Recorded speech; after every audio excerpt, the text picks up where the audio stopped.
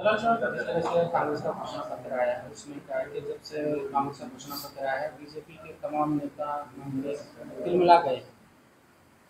नहीं, तिलमिलाने की कोई बात ही नहीं। कांग्रेस के घोषणा पत्र में वो कह रहे थे कि अब हम न्याय करेंगे, तो इसका मतलब ये है कि वो 50-60 साल शासन में रहे तो उन्होंने अन्याय किया है। अगर उन्होंने उस टाइम न्याय किया होता तो आज कांग्रेस की हालत नहीं होती। हमें तिलमिलाने की जरूरत नहीं है। हमने जो काम किया है, जनता का हमें समर्थन मिल रहा है।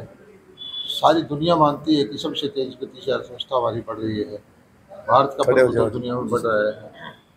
तेज गति से सारे काम हैं, इंफ्रास्ट्रक्चर के, सड़कों के, एयरपोर्ट के, मेडिकल कॉलेज के, यूनिवर्सिटीज़ के, हाईवेज के, सब काम हो रहे हैं। लेकिन 2 बार चुनाव हो चुके हैं, कांग्रेस बिल्कुल समाप्ति की तरफ चली गई है। और वो पार्टी जो एक दूसरे के ऊपर FIR लिखवाती थी, महाभ्रष्ट बोलती थी, आम आदमी पार्टी कांग्रेस को, कांग्रेस वाले वो आज एक कैसे हो गए? इस दृश्य हो गए कि किसी भी तरह से भाजपा को रोका जाए।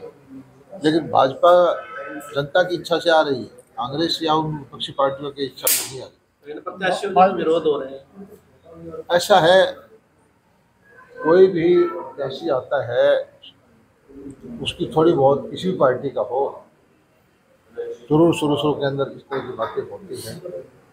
मैं समझता हूं कि भारतीय जनता पार्टी की खास बात यह है कि लोग मोदी जी को प्रधानमंत्री बनाना चाहते हैं, प्रत्याशी की तरफ देख ही नहीं रहे। और एक तरफ ये कांग्रेस के जो हैं युवराज राहुल गांधी जी, वो भी भारतीय जनता पार्टी को फायदा कर रहे हैं। जब कंपैरिजन होता है मोदी जी का और राहुल गांधी जी का, मैं नहीं समझता देश का कोई भी सभ्य नागरिक आज के वक्त में, आज के माहौल में कांग्रेस की तरफ सोचता होगा।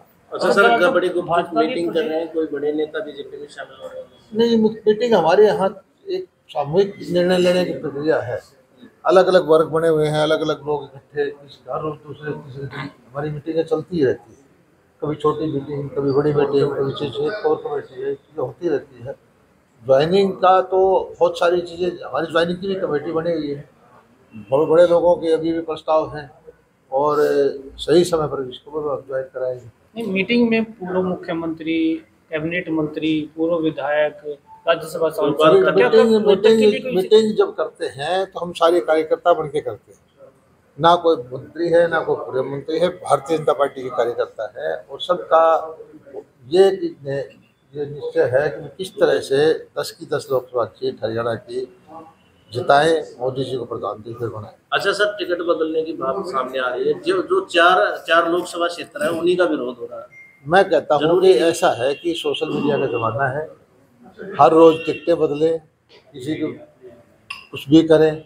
भारतीय जनता पार्टी में इस तरह की कोई बात कहीं चर्चा में भी, क्योंकि विरोध भी तो इन चारों सीटों पे हो रहा है। नहीं, ऐसा कोई विरोध की बात है ही नहीं। मैं बताता हूँ, अभी 4 आदमी कोई टिकट मांगते हैं, कोई भी चुनाव हो, लोकसभा का हो, विधानसभा का हो, लोकल बॉडी का हो, तो पहले 2 दिन में 3 दिन में हम अपेक्षा करते हैं कि कुछ न कुछ रोशनी का और का मौका आता है। भारतीय जनता पार्टी फिर भी मिनिमम है। नहीं, आप मानते कि बीजेपी के ही लोग हैं? बीजेपी के नहीं होते, बीजेपी के दूसरों के भी होते हैं, नए ज्वाइन करने वाले भी होते हैं। और आपने देखा होगा पिछले 4-5 साल में नई प्रथा चली थी, आंदोलन शुरू हो गए। हमारी जीते हुए आदमी, चुने हुए आदमी जो मंत्री बने, मुख्यमंत्री बने, सरकार में आए, और जिन लोगों को हरा के आए, उन्होंने कहा कि हम आपको सड़क पर नहीं जाने देंगे, हम आपको गांव में नहीं घुसने देंगे। उन्हीं में से कुछ लोग हैं जो अब अव्यवस्था फैलाना चाहते हैं। लोकतंत्र के अंदर हर पार्टी को, हर आदमी को, चाहे उसकी कोई विचारधारा हो, अपनी बात कहने का हक है। और वो जो एक नई 3-4 साल से सिस्टम चला है रोकने का, ये लोकतंत्र के लिए अच्छा नहीं।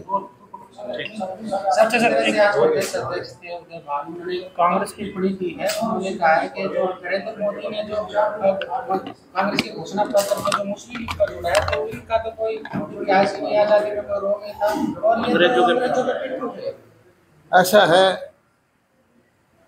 ये भी कहते थे कि भाई आरएसएस वाले तिरंगा झंडा नहीं फहराते, जबकि सच्चाई ये है कि तिरंगा झंडा फहराने का किसी के लिए हक ही नहीं दिया था पहले कभी किसी को। सिर्फ सरकारी आदमी बिल्डिंगों पे तिरंगा झंडा फहराता है।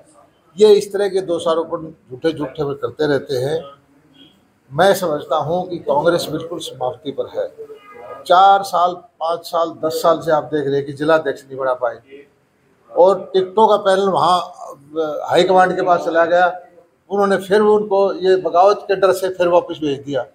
तो टिकट का फैसला नहीं कर पा रहे, तो वो क्या लोगों की क्या कह के वोट मांगेंगे? कहीं पर तो वो टिकट का हाईकमांड फैसला नहीं कर पा रही, कहीं पर उनको कैंडिडेट नहीं मिल रही। हमें तुरंत अपने 10 के 10 कैंडिडेट फील्ड में भेज रखे हैं, और उसकी अफवाह फैला रहे हैं कि हम बदलेंगे। हमारा कोई कैंडिडेट बदलेगा नहीं, और कांग्रेस का कैंडिडेट आएगा तो देखना जनता उनको क्या।